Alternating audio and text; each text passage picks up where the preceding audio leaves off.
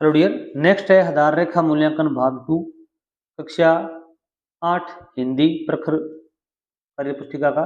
इसमें पहला प्रश्न दिया गया सरल शब्द का विलोम शब्द है। सरल का विलोम बताना है आपको।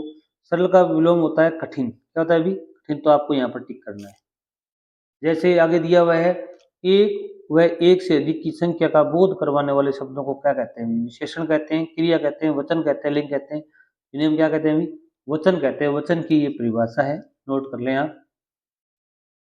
नीचे दिए गए वाक्यों का शुद्ध रूप लिखिए आपको। जैसे रोहित अपने घर गई। रोहित लड़का है तो गई नहीं आ सकता, गया। क्या लिखोगे भी? रोहित अपने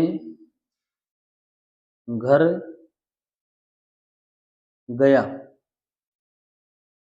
पूर्ण विराम लगाएंगे। तुम दोनों कहाँ गया? आप इसको तुम दोनों कहाँ गया, दो व्यक्ति हैं तो गए आएगा। क्या अभी? गई।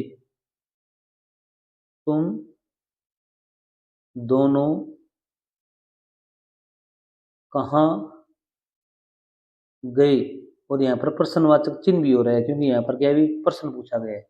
यहाँ पर प्रश्नवाचक चिन्ह भी आपको लगाना है। अगला क्या करें? अभी नीचे लिखे शब्दों का प्रयोग करते हुए वाक्य में प्रयोग करना है। जोर जोर से इसका प्रयोग करना है। ये क्या है? अभी क्रिया विशेषण है। मनीषा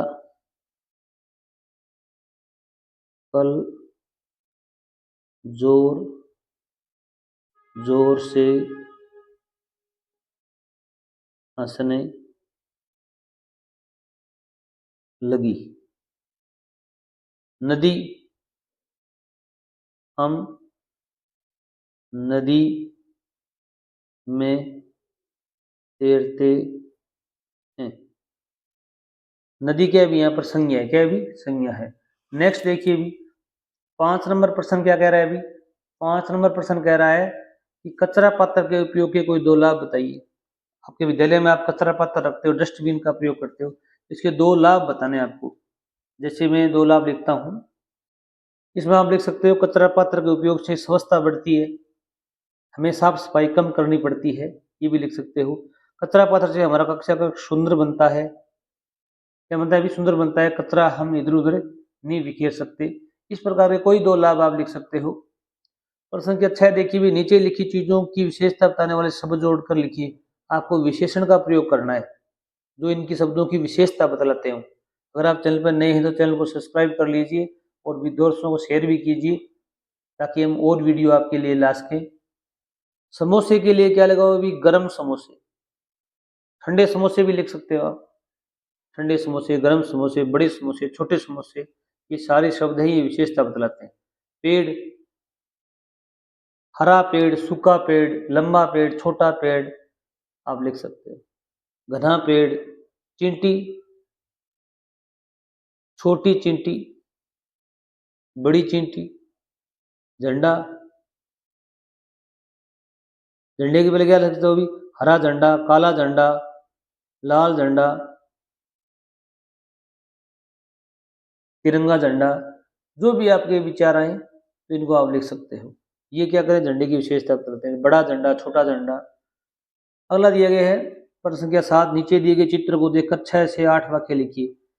यहाँ पर एक चित्र दिखाया गाय का। यह एक गाय की तस्वीर है या चित्र है। चित्र में गाय को घास चरते हुए दिखाया गया है। आपको कोई 8 वाक्य 6 वाक्य लिखने। 3 नंबर है गाय का दूध बहुत ही पौष्टिक और रोगनाशक होता है। इसके 2 सींग, 2 कान, 2 नाक, 4 पैर, 1 पूंछ होती है। गाय एक पालतू पशु है, इसको हम घरों में पालते हैं। हम गाय को पवित्र भी मानते हैं, गाय की हम पूजा करते हैं। इस प्रकार के वाक्य लिख सकते हो आप। नेक्स्ट प्रश्न देखिए भी नीचे दी गई कविता को पढ़िए और 8 से 11 तक के प्रश्न उत्तर दीजिए। आसमान ने ओढ़ी चादर नीली नीली इसकी चादर, सांझ पड़ी यह लाल हुई थी, रात पड़ी तो काली चादर, आसमान ने ओढ़ी चादर नीली नीली इसकी चादर। रात पड़ी तो पोल खुली थी, फटी हुई थी सारी चादर, जगह जगह पर छेद थे, इसमें चलनी सी छेदनी चादर, छेद सभी जब बने थे तारे चमकी थी ये काली चादर। अब क्या? अभी आसमान है, उसने चादर ओढ़ रखी है। चादर क्या है, दिन में नीला आसमान दिखता है अपने को, और सांझ होते है सुबह और शाम को लाल दिखाई देता है सूर्य के कारण। और रात में क्या होता है, अभी आसमान काला दिखाई देता है। और रात में क्या होता है, अभी पोल खुलने का मतलब होता है राज खुलना। फिर ये रात में तारे दिखते हैं तो ऐसे लगता है जैसे चादर है वो फटी हुई है, छलनी हो गई है, और तारों के कारण रात चमकती है, भी रोशनी पैदा होती है। पहले कविता के अनुसार किस कारण से ये पता चला होगा कि आसमान की चादर फटी हुई है? किस कारण से भी? तारों के कारण। तारों के कारण पता चला कि चादर क्या है, अभी फटी हुई है, क्योंकि तारे इस प्रकार छेद की तरह दिखते हैं अपने को चमकते हुए। पोल खुलना मुहावरे का प्रयोग कविता में आया है। आप इस मुहावरे का अर्थ और वाक्य में प्रयोग कीजिए। अर्थ क्या बताओ? पोल खुलना भी राज खुलना, राज खुलना। वाक्य में प्रयोग कर सकते हो, मोहित का बस्ता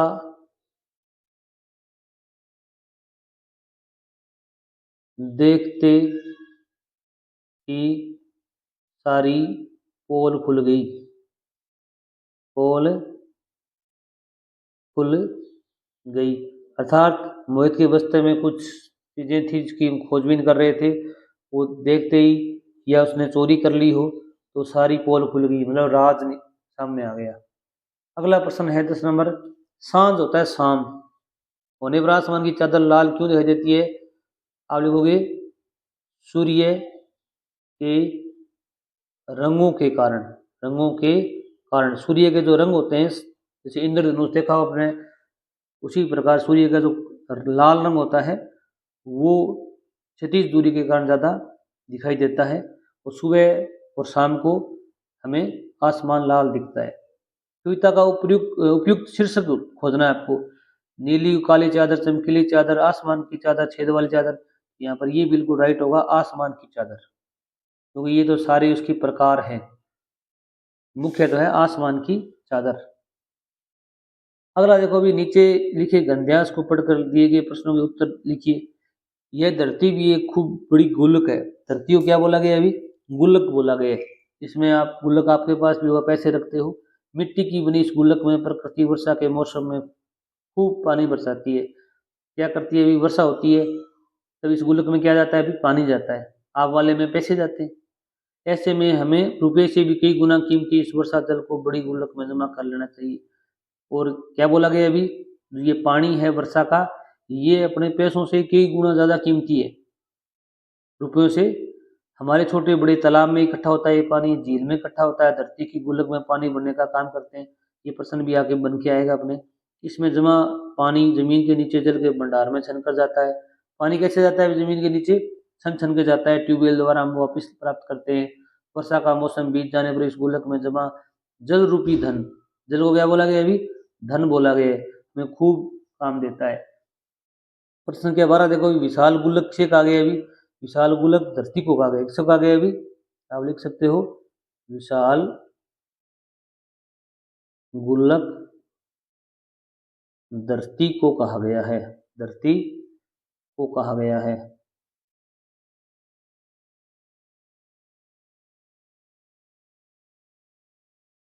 बरसात का पानी जमीन में किस प्रकार मिल जाता है? अभी कैसे मिलता है? अभी बरसात का पानी जमीन में किस प्रकार मिल जाता है?